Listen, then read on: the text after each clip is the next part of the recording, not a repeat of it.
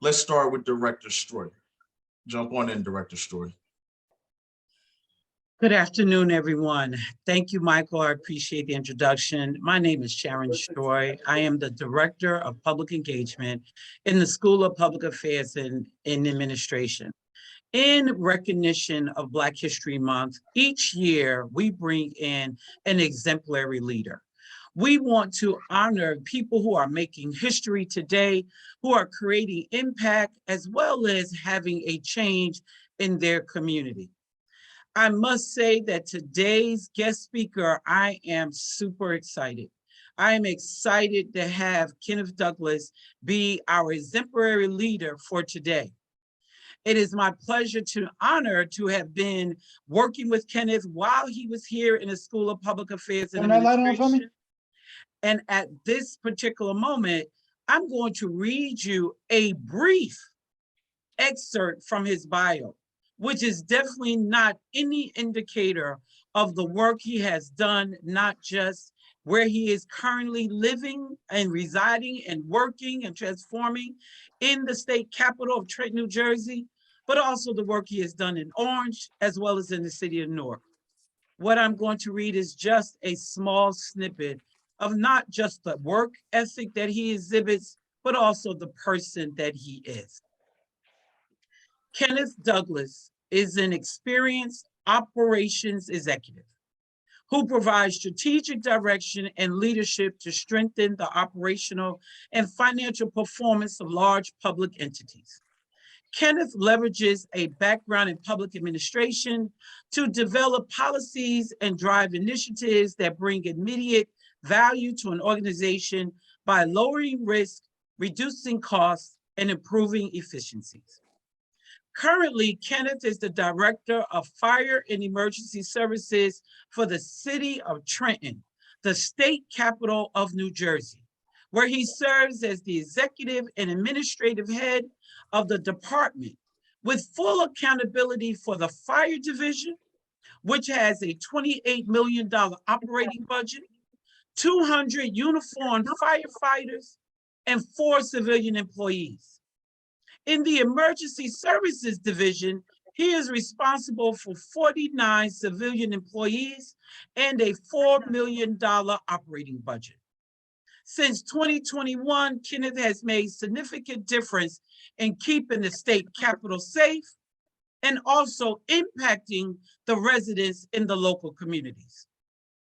Just so proud to announce that in August of 2022, the Trenton Fire Department graduated the first class of young people from the Junior Public Safety Academy, where 13 young people learned what it meant to be first responders. Created by Director Douglas and lead instructor Brian Roberts, this was more than a summer camp.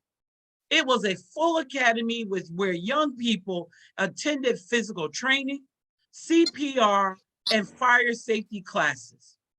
Upon graduation, they received the same certifications as adult first responders in New Jersey.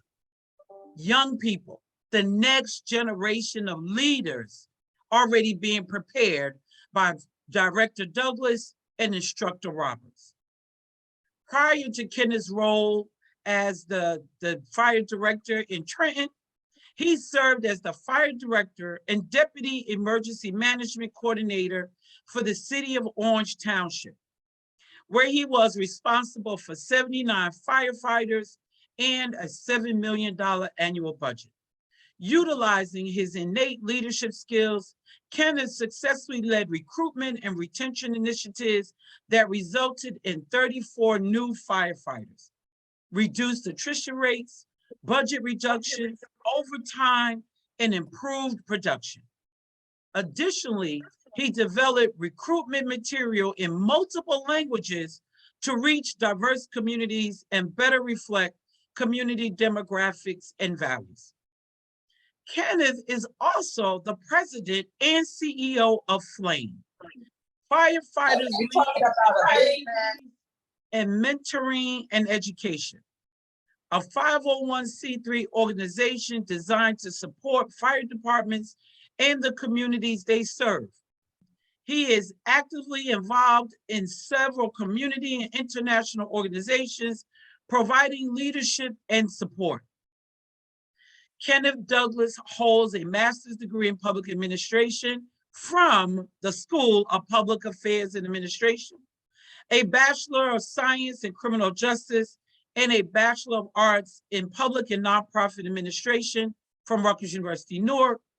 He also has an Associate of Science degree in Criminal Justice from Essex County in New Jersey.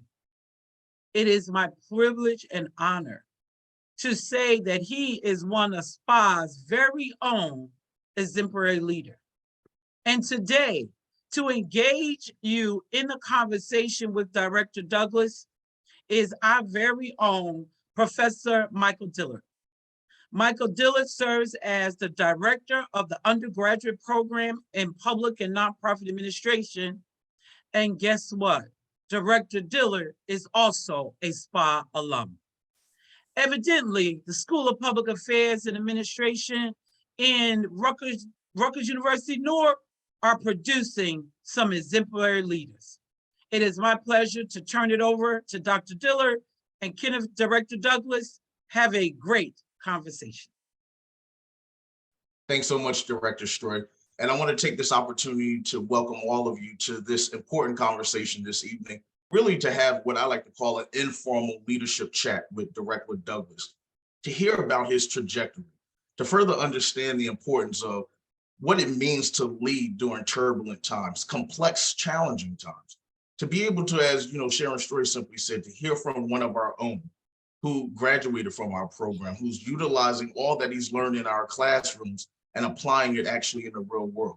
So, Director Douglas, before we begin, I think what most students will want to overall know, what drove you here to the School of Public Affairs and Administration? Obviously, you could have chose any school, but for some reason you decided upon SPA. What was your reasoning behind deciding upon SPA?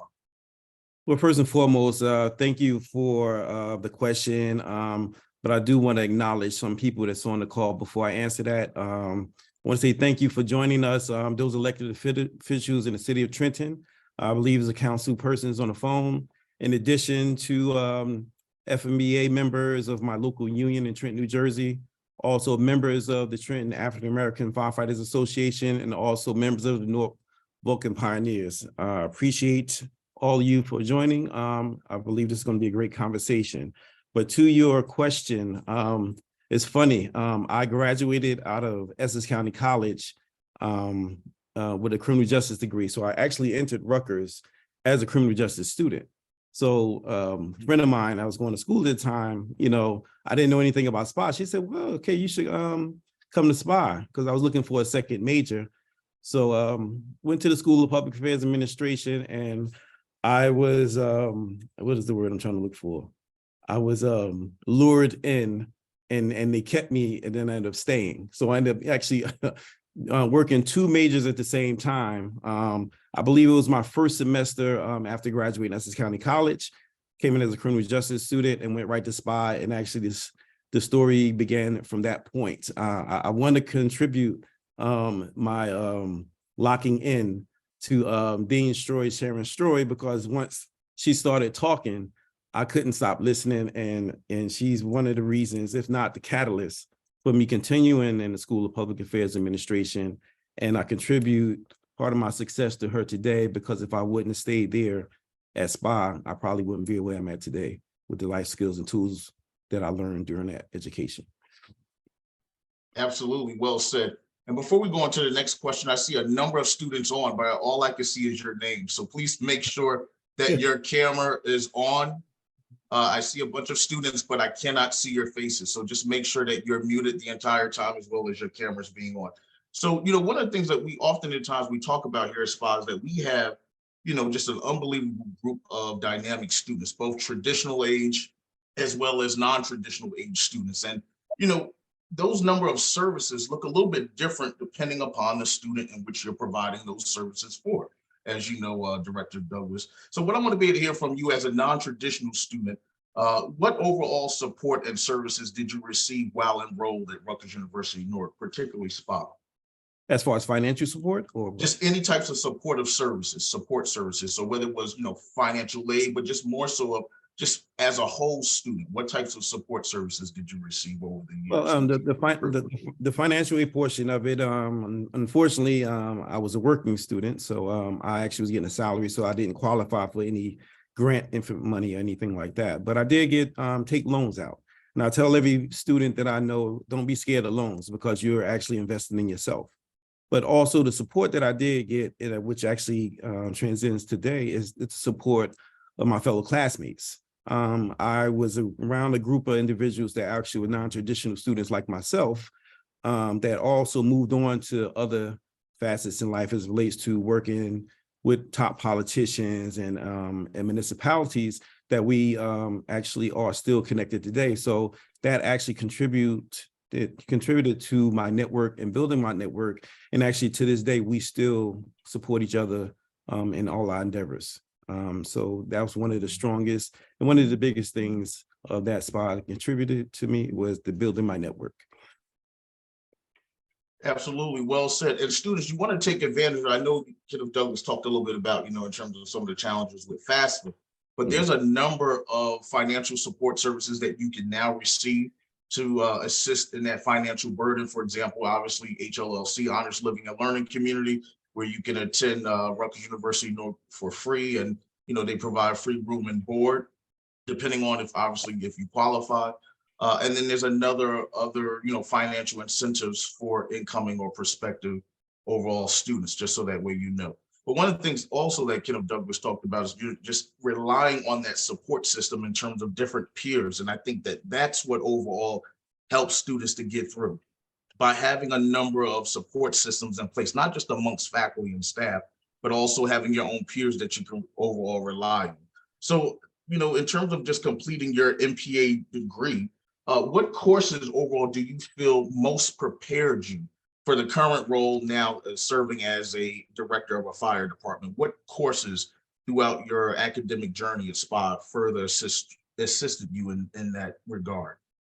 One of the main courses that assisted me was budgeting. In my position in the public sector, you really don't know what you can do or how you can maneuver unless you know your budget. Unless you really have to know your budget, because that's going to take the place and say, hey, can I do certain things? You may have deficiencies, but you may not have the money to do it. You have to kind of find money to do it. You have to apply for grants and actually introduce this stuff to your administration to try to find what's necessary so your organization can be successful. I'll say overall, out of all my classes, that's one of the main classes that I say the least that in the public sector, you must take that class very seriously because you can live and die by your budget. Absolutely, well said. So not even just that, but learning how to pivot as a public administrator. Really understanding that as future aspiring public administrators, you have to run it like a business, so to speak, right? Absolutely. And those type of tools that you're gaining from the public budgeting type course or statistics, I know that's not an exciting one, but those type of courses, when you have those, you're thinking about it from a business standpoint. Then how do I run this as a business? Absolutely. How much money do I have coming in versus how much funds do I have going out? Another skill you talked about, the importance of grant writing and grants management coming in and utilizing that as another financial tool to overall support your organization and the budget. And certainly, we need grant writing, right? It's not just in terms of the overall labor budget or operating budget that you have, but offsetting some of those costs by having, internal and external grants coming in to overall be able to help you. We certainly know, and you make it look go ahead and Director, you wanted to jump back in? Another course, just another thing that one not to forget in the public sector is ethics. Ethics in public administration was another course, and that's a key course because that course teaches you basically, how you should be an administrator. Now, it's temptations and things that go out there in the public sector, but if you stay grounded and not be lured in by those things that actually can get you in trouble, let alone go in jail. And I believe the governor has a task force that basically look out for public administrators that's breaking ethics laws. So as an administrator, you have to be keen and understand and pay attention to what you should and shouldn't do and what you can't do. And you'd be surprised how many things a person can't do until you're educated on it. So ethics in public administration is another key subject matter that helped me in this position. Well said. It goes hand in hand. So having those strong budgetary skills, fiscal management, but also having, administrative ethics, right? That kind of goes hand in hand, operating with a sense of integrity. What is your overall moral compass? And those are some of the things that we tell and, speak about on a daily basis, not only just to our undergraduate students, but also our master's level students. There's going to be times as a public administrator, you might be tempted with something, to do something, and that might go against your own moral compass or your own values of what you overall stand for. And it's not easy as a public administrator because there's so many stakeholders that you are trying to, overall, not necessarily please, but get the job done, so to speak. And there's so many people that you're kind of answering to, especially in your role as a director of, fire department for Trenton. And so this really takes me on to my next question, because again, I think overall you make it look so easy, Director Douglas, but we know that it's certainly not easy being a public administrator. No. And it comes with a number of, just challenges, public scrutiny, you name it. So just, I wanted to use this as a way to be very open and candid and have you to, discuss a little bit about in terms of what's been some of your most proudest moments as a director, but also we have to address some of those challenging, pressing moments also as a director and, how you was able to get through some of those hurdles and challenges. But I always like to start with, the wonderful stuff first. So let's talk about some of the proudest moments of serving as a director for a fire department in Trenton. So being a director, of course, we changing people's lives. So one of the proudest moments is hiring a new class. When you hire those new firefighters and give them the necessary skills to do the job, you're changing people's lives. You're changing the trajectory of their lives, their families, because now they don't have a job, they have a career. But you're making sure the fact that, the city's taken care of, the department's taken care of, but making sure even more that this person actually has a career that's fulfilling, and it's about the give back. And I'm proud to always hire new firefighters because they have the opportunity to not just be a firefighter, to even be in my position. Most may not know that the job of a firefighter, you only required to be 18 years old and have a college diploma. You can go all the way up the ladder and be the chief of the department, if not the director, depending on the criteria for that. But it gives people opportunity. So I always enjoy hiring new classes, new firefighters, and seeing how their career started off as mine did many years ago. I won't tell you how many years ago it's been, but I'll be telling my age. And one of the other things is that, our contribution to the community. When the fire department, we're out there, we're educating the community, we're seen. I want to make sure that the community sees the fire department as a beacon of public safety. That's why I emphasize a lot on community engagement, community programming, and making sure people know that the fire department is their fire department. Everything that we have and everything that we ride or we wear is owned by the taxpayers. So I make sure the fact that the deliverables to the community is always constant. It's really about the deliverables. I mean, they pay us great salaries, and we're not just the fire department that people think we just put wet stuff on red stuff. We're really actually a beacon of public safety in the community, and everything that we do stresses that and making sure people knows that. And it's our job to make sure the community is safe. So we're always out there promoting and preaching fire safety education, but we are real firefighters with real families, and you get to see us, get to touch us, you get to talk to us, and they really have a conversation with us. And those are the two things I really like, I could say, being a director. Absolutely. So community impact, making a difference, bringing others along the way.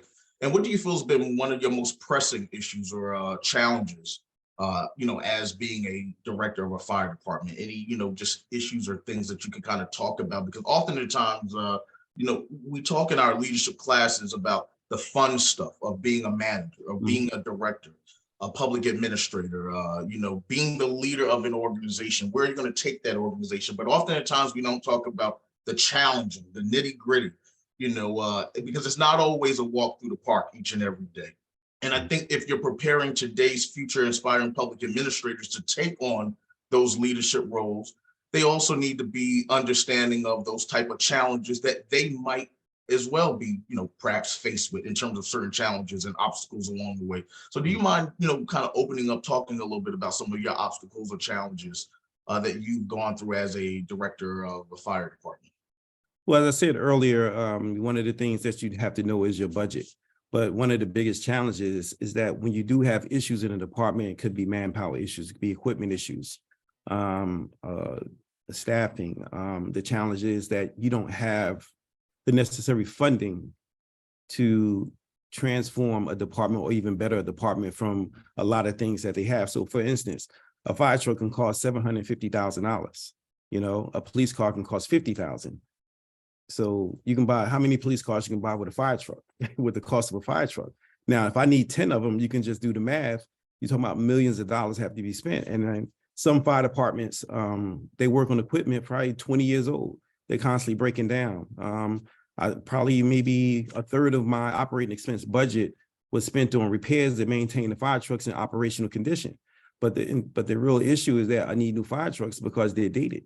So when you have your firefighters out there trying to save lives, do the right thing in the community, and they don't have the proper equipment to even do their job, let alone protect the residents, that's a challenge right there. And then on top of the fact that if you don't have enough firefighters to do the job, this is still a business under a business. The city is still a business, but this is a sub-business under the city. So when you don't have enough firefighters to do the job, now you're risking other firefighters getting hurt because of fatigue, because of wear, and they just don't have enough. They get worn out. So it's always those challenges, and it really is all emphasized on safety.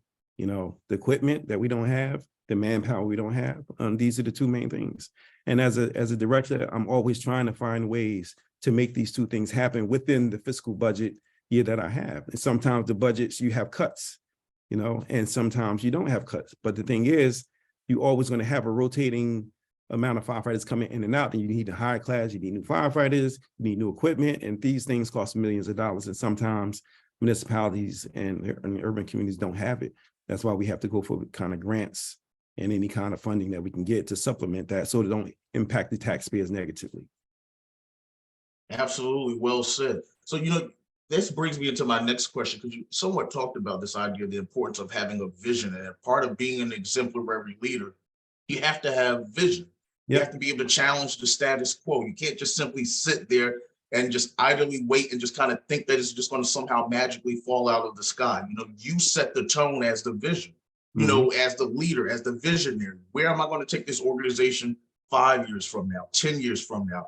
What's my vision 20 years from now in terms of, and what's the roadmap? How are we going to overall get there? And this is something that you're perhaps thinking about every day, sir, as a leader of a fire department. How can my team and I make sure this happens? So I would say for you leading, the state capitol, the fire department down in Trenton, and what are some of your visions, that you foresee the fire department, and how are you guys going to kind of sort of get there? What's going to be that goal in terms of achieving that roadmap? Can you kind of walk us through that? So coming to the state's capital, I was very surprised of the lack of resources that they did have. So my vision for this department is bringing up to the standard that I feel the fact that we should be being labeled as the state's capital fire department. We deserve the best of everything. We shouldn't want for anything, and do what I have to do to make sure my staff, my firefighters get the best training, the best fire trucks, enough staff, because the infrastructure that we have to protect controls the state legislature. We have the governor, we have the lieutenant governor, we have all these state buildings within our borders. In addition to the senators, the congressperson, and so forth and so on, we have to protect all that. And then we have an airport actually down here also. So when you talk about the challenge, it's difficult to come into the organizations like, wow, you don't have this, you have this, but you need all this stuff. But within our infrastructure, we're missing a lot. We're missing a lot. And it's my vision to make sure this fire department gets exactly what it deserves and stand on the hill and make sure that it's that fire department in the state of New Jersey that has enough to protect what's important to New Jersey, which is actually the legislators. If I had time or opportunity to pitch it in front of the governor or anybody, I absolutely would do that. Because right now we're protecting him. we're protecting his staff, his cabinet members. And if I feel the fire department is suffice to have the necessary stuff, things that have to protect the state's capital, then I have to petition. But that's my vision for this fire department.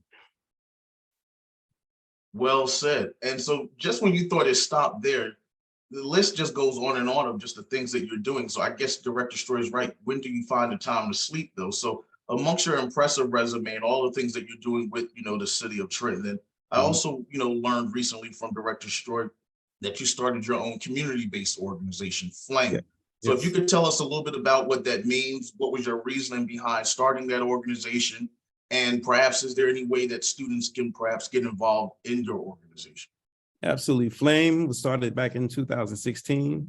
The acronym means Firefighter League of Activities, Mentoring, and Education. It actually took me about a half hour to come figure that out. So I said FLAME. So put it all together and made the logo. So I created Flame because I feel the fact that, be very honest, a lot of fire departments don't do enough community engagement and education. I'm in the business of branding a fire department. This is still a business at the end of the day. And I see the deficiencies around the state. You can't just expect the fire department just to be out there only doing Fire Prevention Month. If you don't have some type of educational programming or engagement year round, a schedule of that, you're not doing enough. So I created my organization to assist those fire departments and those municipalities with a lot of the things and stuff that I feel the fact that should be more deliverables to the community. I have a logo, I got that trademark, and actually I have two mascots. They might call Flick and Flare. They're lion cubs, and one is a woman and one is a guy. So the representation is there because how many mascots do you know that are female mascots? But see, I can't be biased because we do have female firefighters. So every mascot is always a man. It's not a man and a woman, or just it's always a guy. So I'm paying attention to everything that goes on. I've been in this fire service for 30 years, and I've seen a lot. So I'm in a position to do a lot because I'm in a position that basically I'm the change. So I'm a change agent. So if I have the ability to change stuff and make it better, I am that person to do it. So why would I sit here to keep a seat warm from somebody else? Because I'm always be judged on what the things that I did. So I make sure I do enough, but it's not just for likes. I do it because I'm passionate about it. Absolutely. And that's one of the things I think we talk about often around here. You have to be passionate, at what you're doing. One of the things that I learned many years ago from my mom, she would always just say, and she worked for a number of years in housekeeping, right? And maintenance and facilities. And she would oftentimes make the joke, whatever you do in life, you be the best at it, regardless. So those better be the best darn cleaned, scrubbed toilets can be. And so what you're saying, obviously, is certainly true. Whatever it is that you go into in terms of a career, a profession, vocational trade or anything, you be the best at it, be passionate about it. But then more importantly, what kind of really stuck out to me more so when you just started talking about it is, what's your legacy going to be in the end? It's not about how many likes do you get, but more importantly, though, what's the legacy? Am I, opening up the doors for new incoming leaders? And how am I overall, setting a pathway for building those new leaders? Because it took others to open up those doors or opportunities for you. So, being able to then turn around and then open the doors for someone else. I want to also leave you off with in terms of, obviously, we have a number of soon-to-be graduates. They may not be interested in becoming a firefighter, but they want to become a city or town director or start their own nonprofit organization as an executive director, maybe a community-based organization, whatever the case may be. But I know most of our students on this call envision themselves going into a leadership position. What type of skill sets do today's students need? What are employers overall looking for beyond just simply a degree? Because I think we spend so much time talking about, you need the book smarts, you need the master theory, but you need so much more than just simply theory to overall get ahead. So what would you recommend for today's students? Find out what your passion is and run with it. As it relates to working in the public sector, I have friends of mine that actually got their opportunity through internships, working for people, and from graduation, they continued on and ended up working with that particular political entity and are still there today. If you want to go into nonprofit, get familiar with the nonprofit field and just get as much information as possible. I have a nonprofit. I'm not as active as I would like to be, but I got inspired to do a nonprofit because I had a class in Rutgers. My professor at the time was Marsha Brown, and she actually brought the CEO of New Community Corporation in. And he inspired me because of the fact that he said, well, see, I'm a millionaire. I said, well, how this guy's a millionaire and he owns a nonprofit? I never understood that. So nonprofit means nonprofit. But for some reason, this man had buildings all over the city of Newark and helping a lot of people out there with affordable housing. I guess that's what he was passionate about. So, and I was passionate about fire safety. So he's inspired me to start my nonprofit.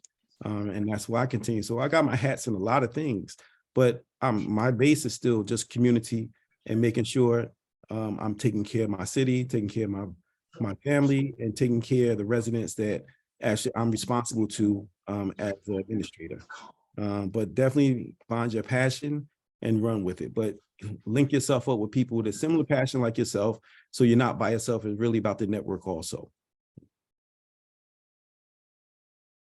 Well said, absolutely. So students, just before we go into the Q&A portion of today's call, start thinking about questions that you would like to ask for our guest speaker. And if you don't mind, as of now, typing those questions into the chat box feature so that way that I could just read them off. So if you do have a question, just simply type it into the chat box feature. So my last question for Director Douglas, and I think this is an important question to ask because often at times, students, you look at someone who's gotten to a certain level or position in life, and one of the often jokes becomes, well, they have arrived. They've made it. They've gotten there, right? Mm-hmm. And they're at this moment in life of true success. But we all know that success never comes without setbacks. Some might call it obstacles. Some might call it failure, fear. I like to call it a detour. But the question reads, success never comes without setbacks. What have you learned from overcoming some of your own personal failures and challenges? What have I learned from to never quit, never give up? Just because you have a setback, it doesn't mean it ends you. You just have to reassess and reorganize and try it again. Some people, they're scared of failure. They're scared of no. But if you're really passionate about something, if you really believe in it, continue on. You just have to, I guess you say, change the game, reassess, and try it again. If you're a quitter, you'll always be a quitter. But if you're driven, your passion will pull you through. And if it's for you, I'm sure God will see you there. I wouldn't be here today if it wasn't for a lot of my supporters. And I thank them every day for it. I have a whole list of people who I would like to thank. Absolutely, well said. So we have a number of questions down in the chat box. So here's just one question for you. What is your end game? What is your end goal? Obviously you're doing a lot now, but have you thought about the end game or end goal for yourself? Yes, actually, two things. Number one, run my nonprofit full time. Number two, go back and be a college professor. So I think I have a lot to give when it comes down to even the students that you have in your class. But also my advocacy when it comes down to public safety, I would never give that up. Absolutely, well said. So here's another question for you. So in all your years as a Newark firefighter, how have those years prepared you for your current position now? It gave me my start. I got hired into the leadership of Sharp James many years ago, and I wouldn't be a firefighter if it wasn't for the city to hire me as a firefighter. And from there, I progressed and I've learned a lot from a lot of retired firefighters that actually groomed me to what I should be and what my role is as a firefighter. And from that point, I just progressed. I was a detective in the fire department also in the city of Newark. And I got to see things on the other side because I worked a lot where the director actually worked at. It's funny that I seen the director and the chief all the time as a detective. So it's funny that I'm here today. Absolutely. Another important question. So what is your go-to strategy for pitching new ideas and or convincing colleagues of policy initiatives and development? What are some of your go-to strategies? Get enough information and pitch it to them. One thing I don't do is like give people just basic conversation. I'm a stat person. So if I'm trying to pitch something to them, I want to give them information from what I found out either somebody else is doing it or somebody else has something like this, or to percent, or what can it affect in the percentage that it can. So I always like to give them more information than less, and I rather do it on paper so I can explain it better. You know, one thing that I learned in college is that I did a lot of PowerPoint presentations. So with that being said, you know, I take that same mantra and carry that over when I'm doing my annual presentations, or if I'm trying to pitch something to the administration, the mayor, or even the council. One thing that I go with that I learned in my master's degree, you know, we did SWOT analysis. So, you know, so that's one of the things that I use to dissect my organization and see where our strengths are, the weaknesses, the opportunities to get better, and the threats. And if I can just explain it properly to them, then they can get the big picture, exactly what we need as a business in a department. Oh, come on now. I'm smiling ear to ear once you just said that. I just had my students do a SWOT analysis the other day. So, and they're on this call now. So, all right. So I think I learned it in your class. I know. So here's another important question, and I'm happy that this particular student asked this, because I think this is somewhat challenging. Well, no, it is challenging to deal with it. I think it requires a certain level of skill set, but then you just have to be comfortable with yourself too. But you know this, and I know this very well, that, sir, that there's a lot of dirty politics, you know, that you're going to have to deal with as a director. And so more importantly, though, how do you deal with dirty politics? How do you deal with dirty politics between your staff versus, let's say, administration or city administration, or those over you? How do you kind of, you know, please and make sure that everyone around you is happy, but yet being understanding of that there is a thing called dirty politics? Well, I mean, you always want to have people with agendas. But you have to kind of weed out, I guess you could say, who you're going to let into your circle or near your circle, because you really don't have to have a conversation with people. As long as the persons that actually that you answer to understand you and you have the support of them, it can help you steer away from the nonsense. As it goes to ethics, of course, you don't want to indulge in anything unethical. But as far as be a person of integrity, and be a person of vision, and be a person of worth. If you're a leader of an organization, you got to show that you really deserve the job and the position. And people have less stuff to say about you in a negative way. If anything, they want to partner with you, but you got to be mindful of that too, because everybody has an agenda, and they might just want to get what you have, so they can say it was their idea. That happened to me before. I told somebody a pitch an idea. They went to the mayor I worked at that time. He came to me and said, "What about this?" I'm like, "Where'd you hear that from?" Well, okay. I don't talk to people much about things. I kind of keep it internalized until it's time to let it out. I hold it all the way to the last end, and at that point, your ideas are your own. At least, you know, you don't have to worry about that. You keep a lot of things to yourself. Perfect. Well said. So you kind of sort of answered this a little bit earlier, but I noticed that a student had another question around financial management, though. And obviously, I know you've already taken, you know, statistics and the financial or budgeting course at the SPA level, or master's level, I should say. But, you know, part of your job as of being a director, you're going to have to read tons of financial statements, you know, and you're looking over those millions upon millions of dollars of, you know, operating budgets and so on. And so beyond the courses that you had at the master's level, what else better prepared you in terms of understanding financial spreadsheets? So coming to a director job, you know, we have our director of finance for any municipality.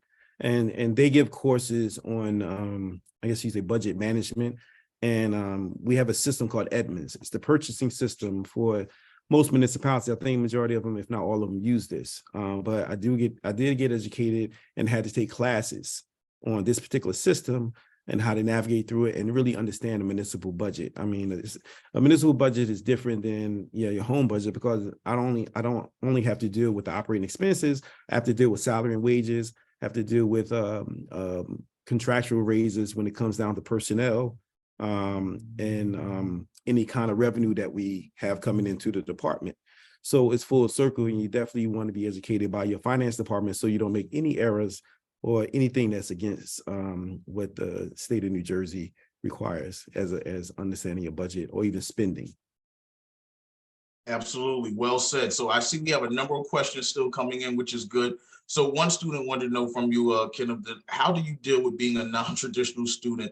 And, obviously you're putting in the hours, you're working 40, 50 hours, or in some cases 60 hours a week, but then at the same time, trying to get through graduate school. So essentially the students want to know, how in the world did you make it happen during that time as a master's student, or even during your days as an undergrad, because being a non-traditional student, that's something else, right? Dealing with families and all these other different things that you have to do. And we have, a number of non-traditional students on this call. So they just kind of want to know what was some of, I guess, just some helpful tips or things that you kind of put in place to make sure that you successfully got through it. No sleep. How about that? Had to throw that one in there. So juggling work, family, my daughter, my own budget, my house, it's challenging, but you have to be task oriented.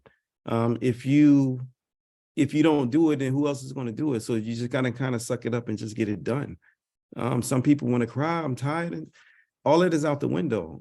If you have goals, the only way you get success in goals is to reach your goals, but you can't stop trying. But you make a better effort in putting it out there to make sure you complete your goal. My satisfaction was always graduation. Or if I finished a class in the semester, I was, I got an A, or I got a B plus or whatever. I don't know what I got in your class, Professor Dill. I think you gave me a B. I'm not sure, but at the end of the tunnel is that, once you graduate and you accomplish, because I was very apprehensive actually even going into the master's program. And the only reason I went into it is because of friends of mine that I held dear today, because we all going to do it collectively. Okay, we all going to go to master's program. Okay, let's go. All right. Okay. I signed the paper in, and here we go. Years later, so I contribute that network and success to them also, because if I didn't have that network, I probably wouldn't have finished at the MPA. Oh, come on. We already knew Kenneth was going to get through it. And you're right. I think it might have been a B or a C. I don't know. Maybe even a D, Kenneth. But listen, he got through it, though. And I remember plenty of days, Kenneth coming into the lounge room or wherever I might be with my laptop typing, and he would just kind of come right on in there and just sit down and start working before his next class. And anytime that I needed Kenneth, he was there. Listen, Kenneth, I got a group of high school students coming in. Do you mind talking to them? Do you mind giving? I'm quite sure he remember those days. It was many years ago, but anytime I had, just an event or something coming up, he was there. And obviously family and all, courses and all, but he still found time and made it happen. One of the students wanted to know about, you talk a lot about this idea of community impact, and you're doing more than just simply putting out fires. Well, a number of our students, they're taking Introduction to Nonprofit Administration or Introduction to Public Administration. And they also know that part of being a public administrator, you have to measure that impact. It's not just, well, we're feeding a bunch of people or we're putting clothes on folks' back, but what's the impact? How do you measure that overall success? What tools or systems do you guys have in place for the measurement of that?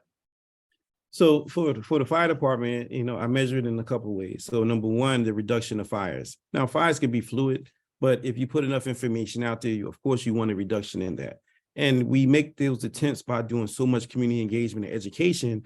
We hope the fact that it'll be less fires in the coming years and so forth and so on. But that really comes down to people educated. It was one time that we did some community engagement. I gave out some literature. And it's funny the fact that little kid took it to his parents. And the thing is, the parents were there, yeah, my kid brought this home and I was reading this.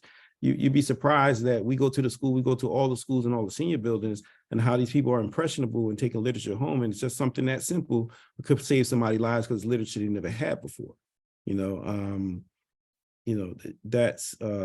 That's one part of community impact. But in other things, it's the fact that how the community receives the fire department. Sometimes they say, I've seen other communities, they say, hey, listen, we never see the fire department. They always got the doors closed. They're never out here, they're never doing anything. But when you start seeing the firefighters more, that's huge, because you can always come to the firehouse as a public building.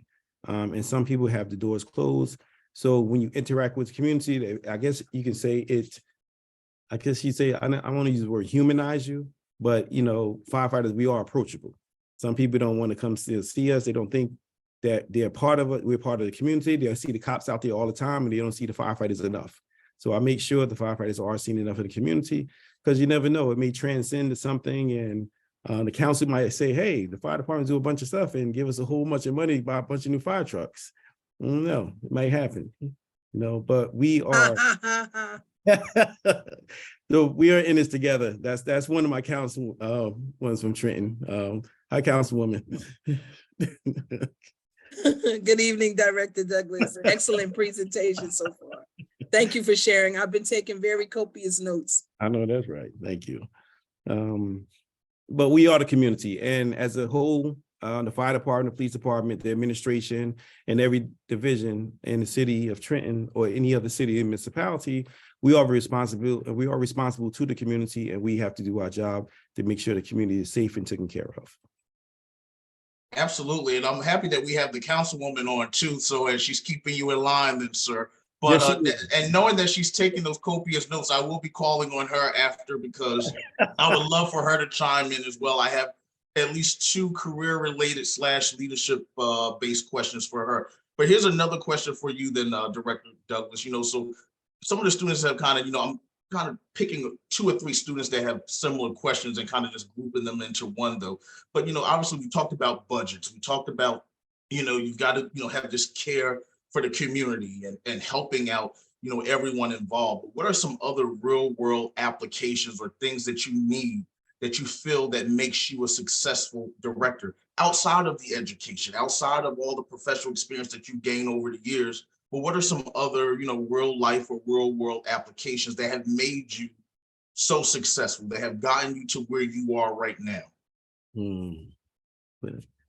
My relationship with people. Can't do it by myself. I really can't. My friends that I had for many years, new friends and associates I met in my respective positions, and just partnering with people. I do a lot of, I guess you could say, partnerships with a lot of organizations. That's how I gained my success also, because that's not the fire department by ourselves, but we're partnered with other nonprofit organizations and other departments, other entities, or even other departments in the city to affect any kind of goal. We can't do this by ourselves. So as far as the success of the department and my success is through partnerships, locally, abroad, you know, from the political realm to the nonprofit to the for-profit realm. Just like last year, I received 2 million surgical masks from Bristol Myers Squibb, and yes, in the COVID. So what I did through the City of Trenton Fire Department, we distributed them not just to the local fire departments in Mercer County, we distributed them to departments around the state of New Jersey. They had to come here and pick them up, but it's something that I feel the fact that partnership is about everything. So now we have friends, not just locally here, but my reach is going far as always the Fort Lee all the way down to Atlantic City, and get the fire department, Trenton Fire Department on the map and build our relationship statewide. Absolutely. So I noticed one student talked about this idea of the importance of recruitment and, you know, talent acquisition and making sure that you're hiring the right folks for the fire department. So based on some of the strategies and things that you learned, obviously, as a director in the city of Orange, what are some of those skill sets that you've taken down to Trenton? What are some of your strategies for recruitment and hiring and, you know, selecting staff to join you?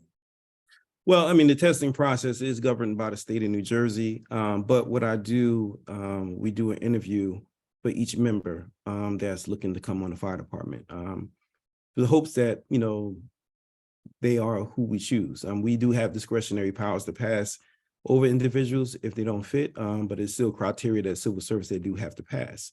But I had success in the last several classes that I hired, that all the persons I hired, I can say and vouch for to say they actually are or became exemplary firefighters. That's men and women. Well said, well said. So, all right, I want to open this up now to Trenton Councilwoman, just to, you know, share some thoughts. Obviously, I know you've been taking, as you said, copious notes, but if you don't mind just kind of joining in, any career-related advice that you would have for today's graduating class. A number of our students are graduating this coming May with their undergraduate degrees in public and nonprofit administration. Some are simultaneously, studying and taking graduate level courses while they are pursuing their undergraduate degree.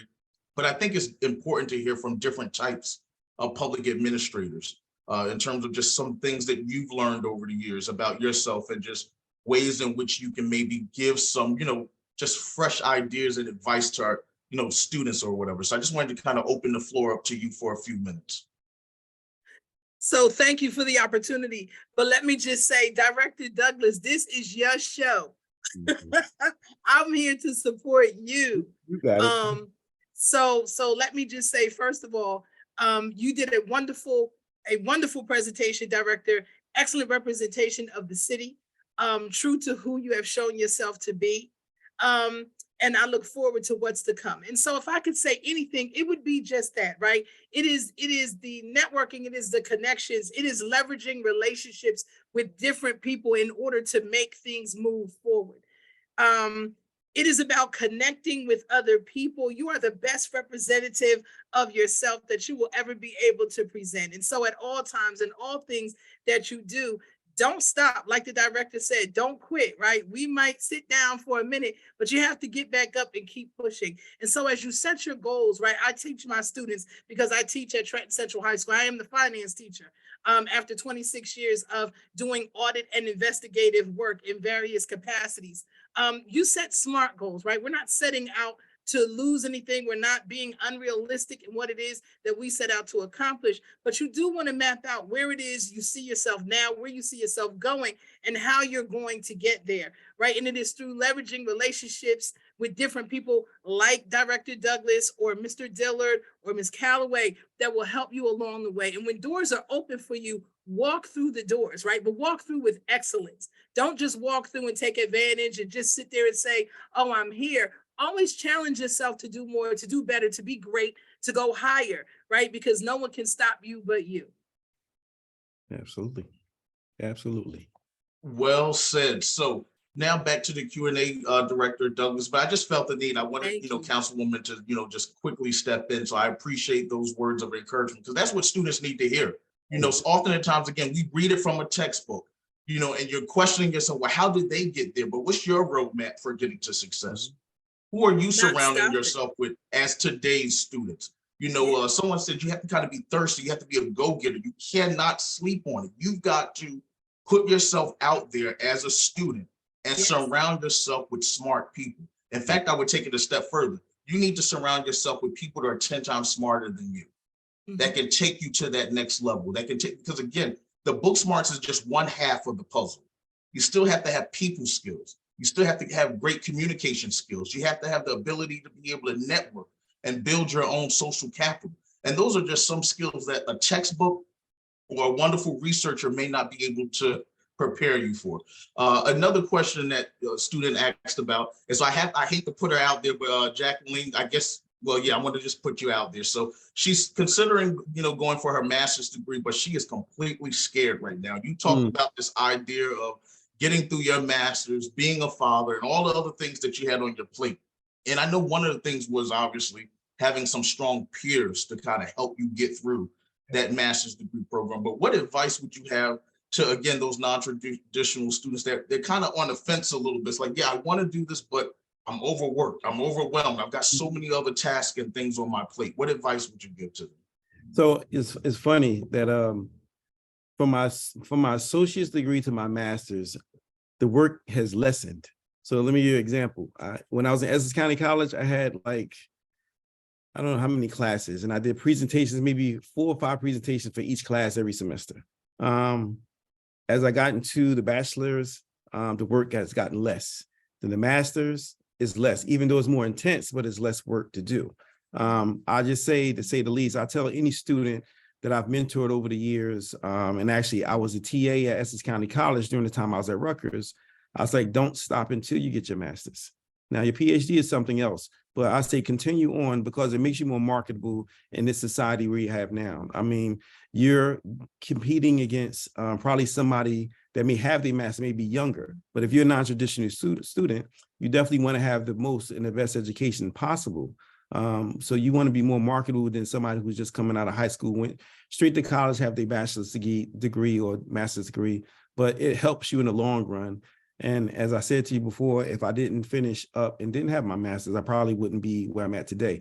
It made me more, I guess you could say, attractive as a possible candidate to be a director for a fire department. And when I was appointed and got the opportunity to come to the state's capital, having my master's degree, I'm sure was better than just having a bachelor's as being educated, especially in public administration. But definitely go for it. Don't hesitate. It's going to be fine. I had a certain fear just about doing a bunch of work, but quite honest with you, when I started, it was fine, and it's not as heavy as you think it is. And that's my advice to you. Mentorship is obviously so important, regardless of age, regardless of professional experience. So who could you say that you're relying on in terms of just mentorship or guidance, even though at this particular stage of your own life, educationally, professionally, but who's kind of guiding you along the way that can give you that type of professional mentorship and guidance along the way? Wow. So I have several people.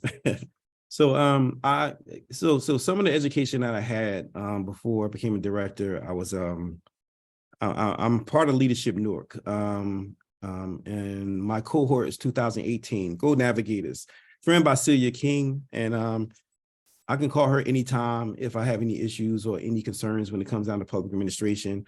Of course, Dean Stroy, I can call her anytime. I text her strange times of the night. I don't care. I just need information, but she's definitely a resource for me. But a lot of senior firefighters that came through the ranks that see me as a young firefighter, these are definitely my mentors. Person named Lowell Jones, he was the first African-American fire chief for the city of Newark. You have, what is his name? Antonio Gary, he's a friend of mine. He's the current chief of Irvington. Rufus Jackson, this is my best friend. He's actually Newark fire chief right now. Robert Rawls, he's been in the fire service almost 40 years. He's a New Brunswick director down at that fire department. I got John Sally, who's retired East Orange fire chief. So it's a host of people that I look up to, not just only in the fire service, but that was administrators that I look to as mentorships, and they helped me along the way to get to where I'm at today. Well said. So I want to turn it back over to Director Stroy. Director Stroy, are you on? Is she on? All right, so then no, I'll take over then. So before I just go over just the final remarks, though, I just want to thank again Director Kenneth Douglas for joining us. This was a great conversation. It's always good to hear from different types of executives and leaders coming in, but it's something else different to hear from our own. And why is it more important to hear from our own? Because you too, in the years from now, will be in those directorship positions. Often at times, students will ask, well, where or what will this degree do for me? Public and nonprofit administration. And often at times, students don't recognize or realize the different types of professional endeavors, the pathways that you can travel, whether it's starting your own nonprofit organization, your own community-based organization, maybe opening up a not-for-profit, going into government.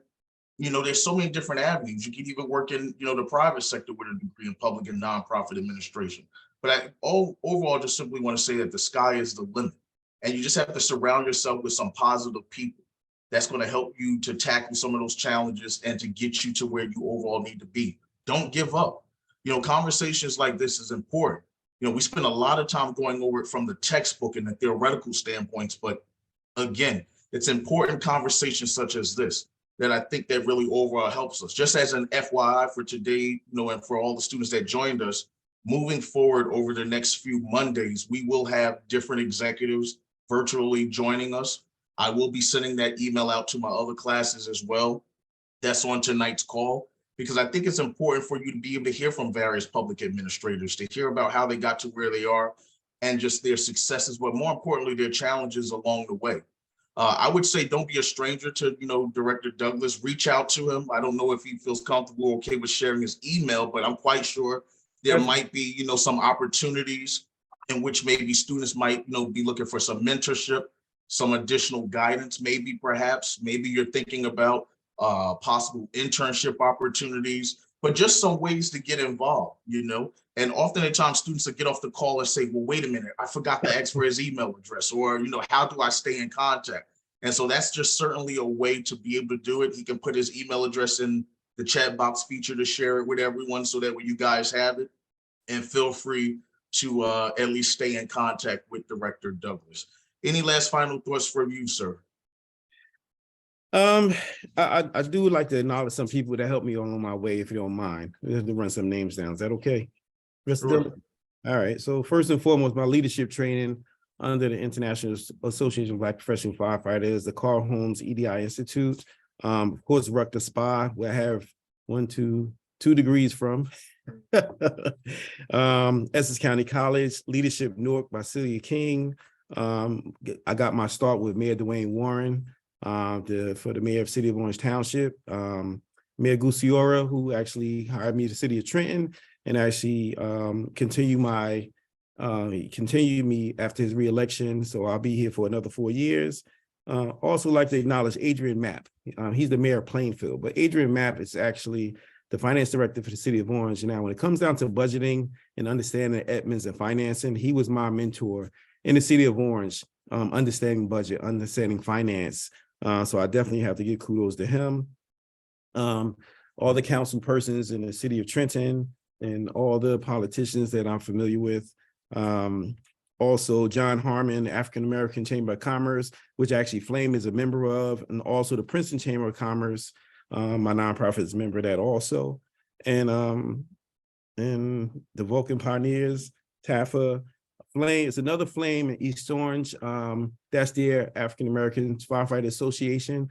Different acronym, but it's the same name. But definitely like to thank Tracy Broadnax and the City of Newark, where I got my start at. And I appreciate everything and what everybody's been to me throughout my years. I have my challenges, I have my struggles, but still today I still stand tall. I didn't quit. I continued on, and I'm glad to be here in the state's capital, representing the fire department, being the leader of this fire department, pushing this department forward as it's deserved to be. And I thank all those who support me here. I'm glad that my councilwoman came on. She's definitely been a supporter of me from day one, and all the council persons and the mayor and the administrators. And I thank them all for even considering me to be their representative for their fire department in the state's capital. And I thank you, Professor Dillard and Dean Stroy, for giving me this forum. It's surreal. I was on the other side of this at one point. Now I'm in front of the camera. But it's a blessing. And definitely anybody can call or email me anytime if you feel you're struggling in something, you want some advice, how to navigate through, what have you. I'm willing to help and assist you in any way possible. Of course, I do take interns. I had an intern last year. One of my actually deputy chiefs I promoted in the City of Orange, he's actually in the SPA program.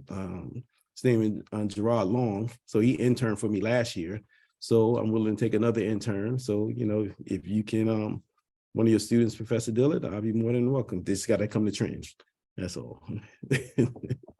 Absolutely. Have to go down to Trenton. So if you don't mind, just put your email address in. The students are asking for that. Yes. From you, if you don't mind putting your email address in the chat box. Yep, I did. Yep, I did. Oh, okay then. So everyone should be able to see it. And he's absolutely right. It's a full circle moment. At one point he was a student and trying to figure out, what he wanted to be when he grew up. And now look at him now and all the wonderful, great things he's doing. I got to bust his chops a little bit. But we are really proud of him because that's really what it's overall about. You hear from different guest speakers. And then Keyron, we're gonna make it quick then too. So after I'm finished, then you could kind of jump in because Keyron had a question for you too before we leave.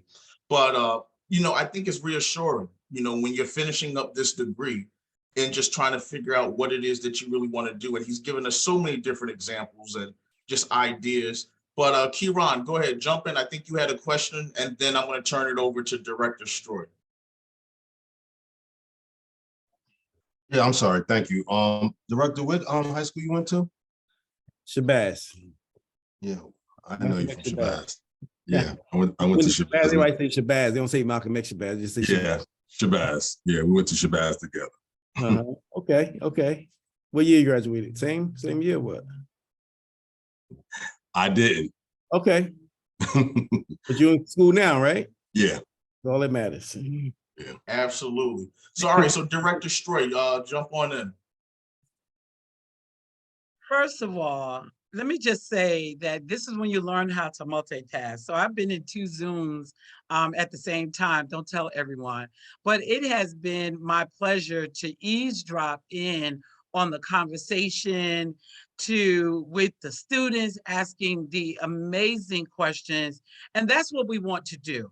My Professor Diller and I work together to ensure that we bring on people that can help our current students have exemplary roles and leadership opportunities, and connect to SPA alum who, whenever we ask, they are always willing to return and take time out of their busy schedule.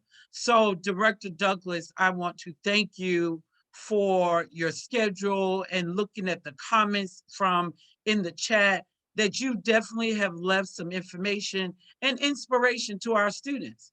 Right here at Rutgers University Newark, this is where he went to high school. So that means you can go anywhere in this career. It's not just a job, but decide what you want to do, and you too can become the expert. Professor Dillard, as always, thank you for moderating such amazing conversations and discussions with our guests, and to those leaders and representatives from the state capital of Trenton, New Jersey. We want to thank you for attending this evening, as well as supporting your fire director. It is always a pleasure. And be mindful, you never know, we may call you in to be on one of these panels as well.